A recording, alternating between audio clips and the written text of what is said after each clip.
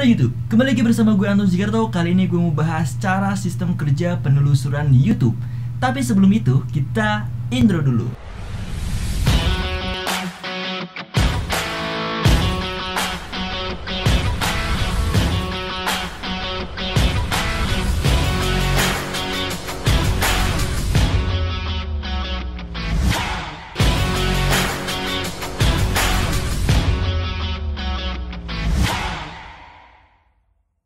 Oke, ngomongin sistem penelusuran, mungkin semua orang yang menggunakan YouTube itu tidak asing. Ketika kita mencari satu hal yang ingin kita ketahui, atau satu informasi yang ingin kita ketahui, ataupun konten yang ingin kita ketahui, biasanya kita mengklik di kotak pencarian. Ketika kita mengklik apa yang kita inginkan, kemudian YouTube sudah memberikan satu sistem di mana itu akan ada rekomendasi video-video yang sesuai dengan judul yang kita ketik di situ. Nah, pertanyaannya, kenapa video-video yang muncul di sistem pencarian adalah video-video yang berbeda jumlah tayangnya? Bukan berarti ketika penontonnya sudah banyak, dia akan ada di posisi yang paling atas. Tetapi bukan seperti itu. Ada hal-hal yang menyebabkan video itu ada di urutan pertama, kedua, atau ketiga. Mau tahu alasannya? Ini dia alasannya. Yang pertama adalah judul. Judul kenapa harus saya sarankan ini harus yang berkaitan banget dengan video yang kita upload di YouTube. Itu salah satunya. Ketika kita mencari di sistem pencarian, kalau judulnya sudah sangat bersesuai sekali dengan apa yang dibutuhkan oleh para penonton, maka sistem YouTube akan merekomendasikan video kita ini untuk berurutan yang keberapa. Tapi ini nggak cukup di judul saja. Biasanya penentuan judul yang clickbait atau judul yang tidak sesuai dengan isi konten ini justru malah akan mengurangi performa video-video kita. Judul clickbait atau judul yang tidak sesuai dengan isi konten atau isi video atau judul yang membuat penasaran para penonton tetapi tidak sesuai dengan isi konten. Ini saya sarankan untuk tidak seperti itu. Kenapa alasannya? Ketika isi konten dengan judul ini berbeda jauh, maka YouTube juga akan, sistem YouTube akan bekerja bahwa video tersebut tidak kurang cocok dengan judulnya, sehingga akan menurunkan performa video yang kita upload tersebut, sehingga view-nya akan sedikit, subscriber-nya juga akan tambah. Malah justru penonton akan kecewa ketika tampilan judulnya bagus tapi isinya tidak sesuai dengan judulnya. Ini biasanya seperti itu. Oke. Yang kedua adalah deskripsi. Salah satu hal yang menyebabkan video kita itu ada di posisi tersebut, ada di posisi atas, 2 dan 3 ataupun bahkan 1 adalah penentuan deskripsi. Biasanya teman-teman mungkin karena buru-buru buat mengupload video tidak memperdulikan isi deskripsinya seperti apa. Deskripsi yang saya maksud ini adalah salah satu penjelasan tentang isi konten secara singkat. Sudah saya pernah bahas di video sebelumnya, teman-teman bisa melihat di video-video saya tentang tips gimana caranya menulis deskripsi yang paling baik untuk bisa merekomendasikan video kita di sistem penelusuran. Oke, saya sarankan jangan membuat deskripsi yang singkat. Bahkan hanya mencantumkan link video kita saja atau link sosial media kita saja, itu jangan.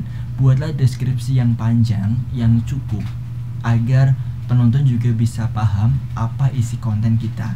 Dan ketika kita mengulang-ulang tentang kata kunci dari pembahasan kita, maka ini juga akan membantu bahwa video kita akan direkomendasikan dalam sistem penelusuran tersebut, sehingga posisi video kita ketika mencari tentang kata kunci tersebut ada di urutan 2, 3, atau bahkan 1.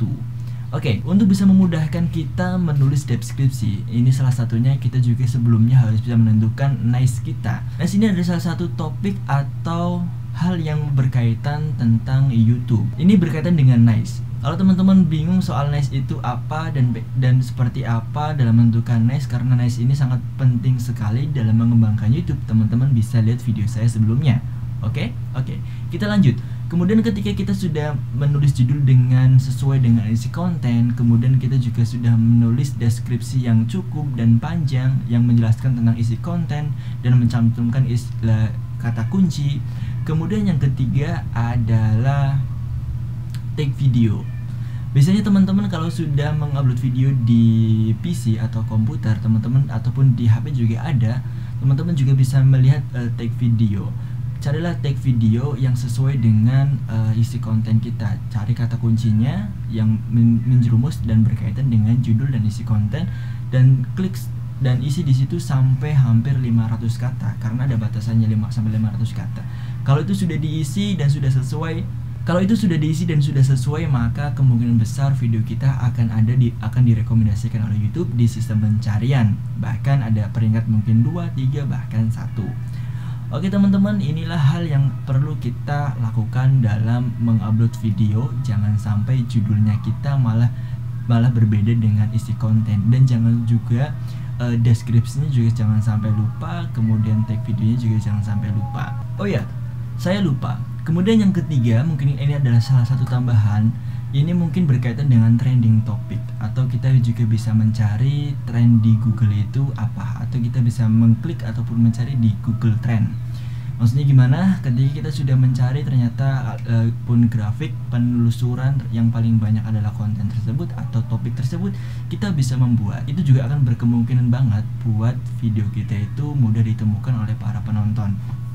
Nah, yang jadi pertanyaannya adalah ketika kita mengikuti trending topic, tentu pasti banyak sekali video yang dibuat pada saat itu juga. Nah, apa yang harus kita lakukan adalah membedakan branding personal atau branding YouTube.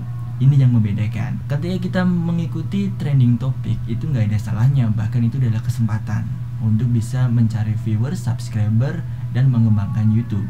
Tapi masalahnya adalah yang membuat video pada saat itu banyak banget. Kuncinya adalah membuat branding. Membuat branding ini susah-susah gampang. Maksudnya gimana?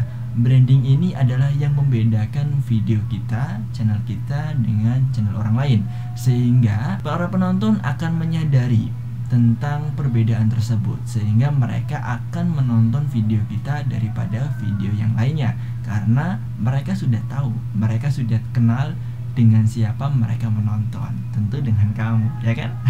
Sorry bercanda. Oke, tadi kita sudah mengikuti 3 tahapan dalam pembahasan sistem kerja penelusuran YouTube.